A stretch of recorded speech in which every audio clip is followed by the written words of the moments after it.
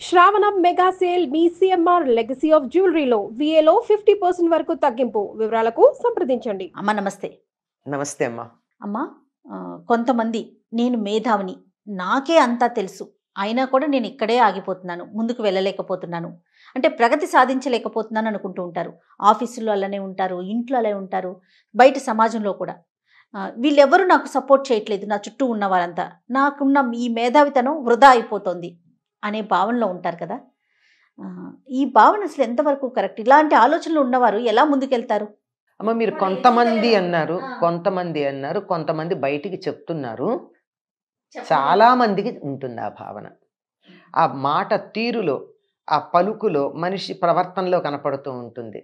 ఎలా అంటే నా మాట ఫైనల్ అన్నట్టు మాట్లాడతారు. నా మాట ఫైనల్ అనరు, ఓకే, నోటితో అనరు, అంటారు అంతే. ఇదింతే అని చెప్పారంటే అర్థం ఏంటి? నేను చాలా బాగా తెలివిగల వ్యక్తిని, ఇంత మీరు చర్చించారు, ఆ చర్చకంతా కూడా నాదే ఫైనల్ అని చెప్పినట్టు ఉంటుంది.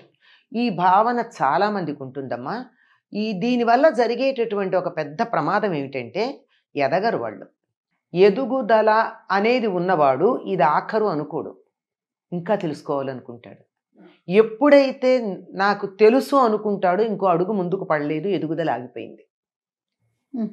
అది ప్రయాణం అయినా సరే, చదువైనా సరే, పని అయినా సరే, మన లక్ష్యమైనా సరే. ఇది నా లక్ష్యం అనుకున్నాక ఇంకో అడుగు ముందుకేయం కదా. ఇది దారి అనుకున్నప్పుడు ఇంకో అడుగు ముందుకేస్తాం. సోక్రటీసు రేపు పొద్దున ఆయనకి మరణదండన అని తెలిసిన రోజున కూడా తన దగ్గర ఉన్న చిల్లరిచ్చి ఒక బిచ్చగాడు మంచి పాట పాడుతుంటే ఆ డబ్బు ఇచ్చి అతని దగ్గర పాట నేర్చుకున్నాడు.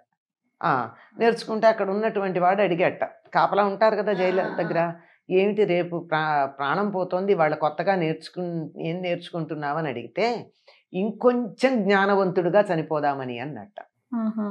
నిరంతరం అధ్యయనం చేస్తూనే ఉండాలి. అధ్యయనం ఎప్పుడూ మానకూడదనమాట.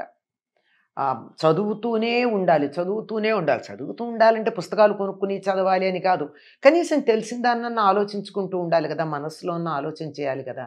ఎవరికైతే నాకు అంతా తెలుసు అనుకుంటారో వాళ్ళకి అక్కడ ఎదుగుదల ఆగిపోయింది, ఒక అడుగు ముందుకు పట్టలేదని ఒక మొదటి లక్షణం.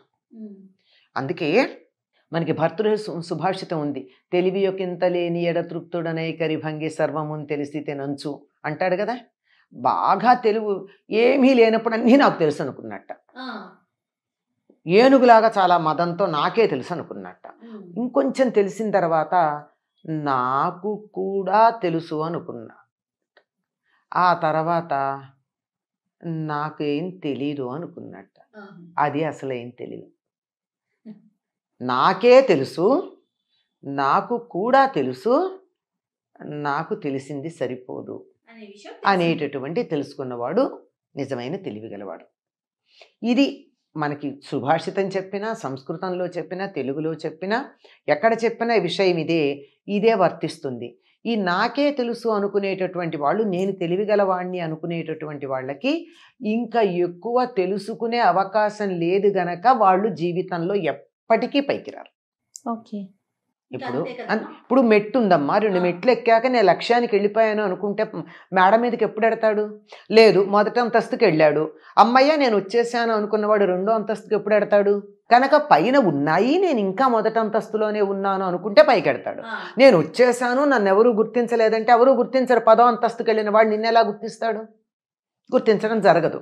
అయితే ఇక్కడున్న వాళ్ళకి ఏమిటంటే మేమంతా సాధించేశాము, మమ్మల్ని ఎవరు గుర్తించట్లేదు, పైగా నేను ఇక్కడే ఉండిపోయి నా గుర్తింపు రాకపోవడానికి నా కుటుంబ సభ్యులు, నా చుట్టుపక్కల ఉన్నవాళ్ళు, సమాజము, దేశము, ఇప్పుడు సగం మంది అదే కదండి.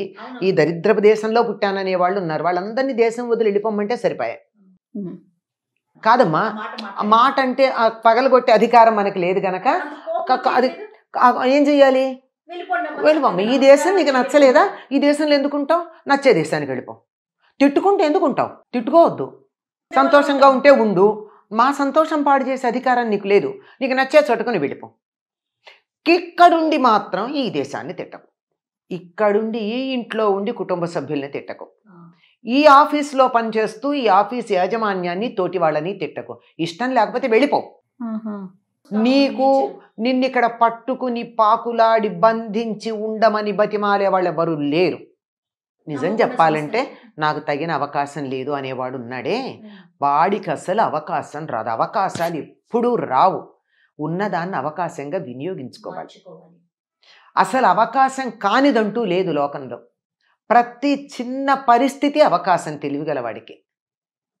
ఉదాహరణకి మొన్న మరి 2 సంవత్సరాలు అన్ని రకాల వ్యాపారాలు వ్యవహారాలు స్తంభించిపోతే దాన్ని ఉపయోగించుకున్న వాళ్ళు ఎంతమంది ఉన్నారు? ఎంతమంది దాన్ని అంటే ఇది ఒక రకమైన శాడిస్టిక్గా చెప్తున్న మాట కాదు. ఇది మారలేదు గనక, నేను మార్చలేను గనక దీనిని నేను ఏ రకంగా నాకు అనుకూలంగా మార్చుకోగలను మార్చుకున్న వాళ్ళు ఎంతమంది ఉన్నారమ్మా? నేను పేర్లు చెప్పాలంటే వరుసగా చాలా ఉంటుంది. అతి సామాన్యుల దగ్గర నుంచి ఆధ్యాత్మికంగా గొప్ప సాధన చేసిన వాళ్ళు ఉన్నారు.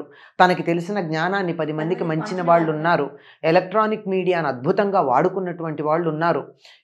సోషల్ మీడియా ఉంది కదా, సామాజిక మాధ్యమాలను ఉపయోగించుకున్న వాళ్ళు ఉన్నారు. ఎవ్వరూ కూడా సమర్థులైన వాళ్ళందరూ దాన్ని తమకు అనుకూలంగా వాడుకున్నారు. చాలా తెలివిగా ఉపయోగించుకున్నారు. అంటే పరిస్థితిని నీకు అనుకూలంగా మార్చుకోగలిగిన తెలివి లేని వాడివి నువ్వు తెలివిగల వాడినని ఎట్లా అనుకుంటున్నావు? ఓరి తెలివి తక్కువవాడా అని మనం చెప్పాలి. అది లేనిపోయిన అహంకారం తప్ప. దీనికి గొప్ప ఉదాహరణలు చెప్పాలంటే ప్రస్తుతం ఇది ఒక్కొక్కటి ఒక్కొక్క కేస్ హిస్టరీలాగా చెప్పచ్చు, కానీ అవి కాదు, ప్రముఖమైనవి చెప్తా. ఒకప్పుడు స్వతంత్రోద్యమం చేసేటటువంటి రోజుల్లో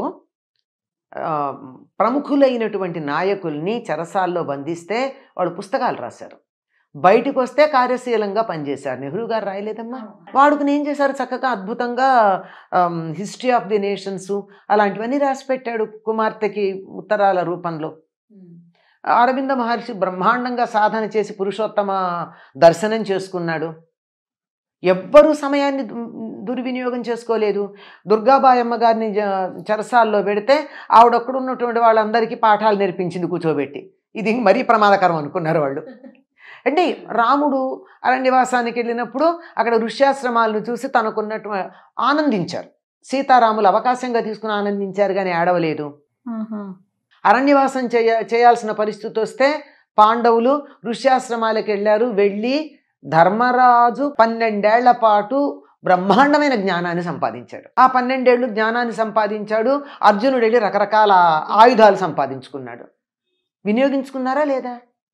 అంటే పరిస్థితిని అనుకూలంగా మలచుకోవడం అన్నది చేతకాకపోవడమే తప్ప ఒకళ్ళ మీద పడి ఏడ్చేటటువంటి వాళ్ళు అసమర్థులు, చేతకాని వాళ్ళు అంతే.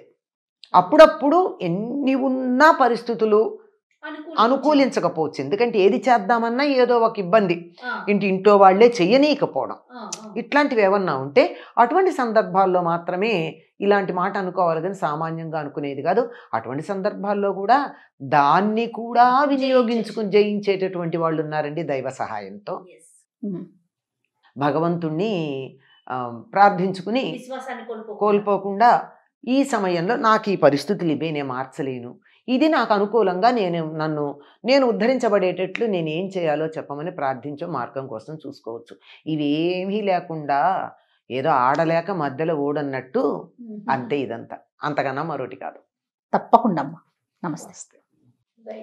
నమస్తే అమ్మా.